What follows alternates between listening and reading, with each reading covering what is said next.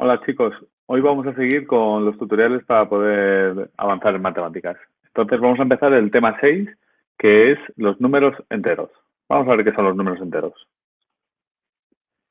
Hasta ahora siempre hemos trabajado con los números naturales, es decir, con números que son todos positivos. Pero hay muchas situaciones que no se pueden expresar utilizando solo los números naturales. Por ejemplo, cuando en invierno la temperatura es de 7 grados bajo cero, cuando si tengo dinero en el banco me cobran un recibo, cuando hablamos de los años antes de Cristo, cuando pensamos que algo está por debajo del nivel del mar o en los sótanos de un edificio, ¿vale? Entonces, para todo esto, los números naturales no son suficientes. Es necesario tener una referencia y una forma de contar ambos lados de esta referencia. La referencia siempre va a ser el cero, y los números que vamos a escribir a ambos lados son los números naturales precedidos del signo más o menos. Todos esos números, los negativos, el cero y los positivos, se llaman números enteros. Podríamos decir que clasificamos los números enteros en enteros positivos o enteros negativos. Los enteros positivos se obtienen colocando el signo más delante de los números naturales y los enteros negativos se obtendrían colocando el signo menos delante de los números naturales.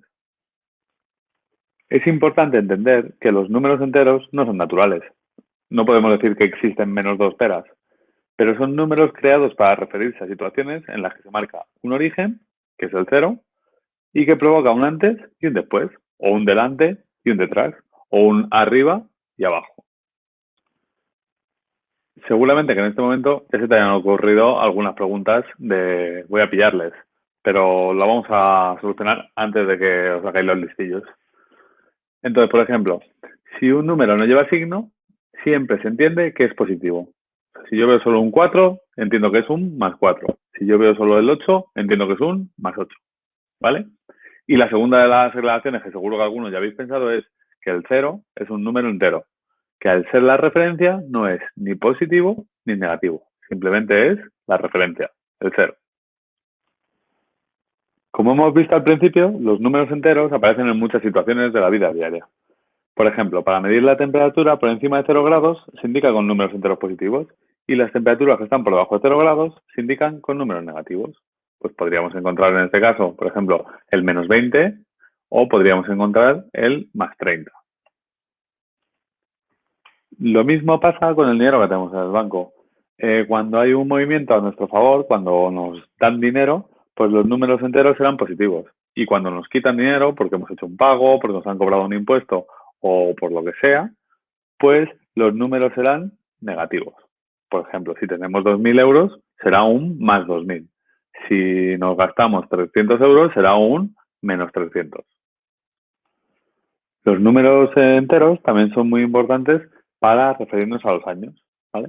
Por ejemplo, los años de nuestra era, es decir, los de a partir del nacimiento de Cristo, se utilizan los números enteros positivos.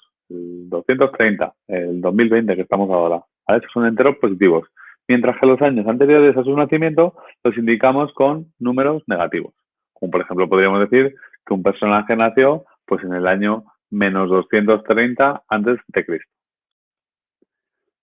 También para medir la altitud en la que nos encontramos, se considera cero el nivel del mar, ¿vale? Por ejemplo, Madrid más o menos está a una altura de 650 metros sobre el nivel del mar, ¿vale? Los niveles por encima del mar se expresan como números positivos y los niveles por debajo del mar, imaginamos que estuviésemos en un submarino, pues se expresan con números enteros negativos.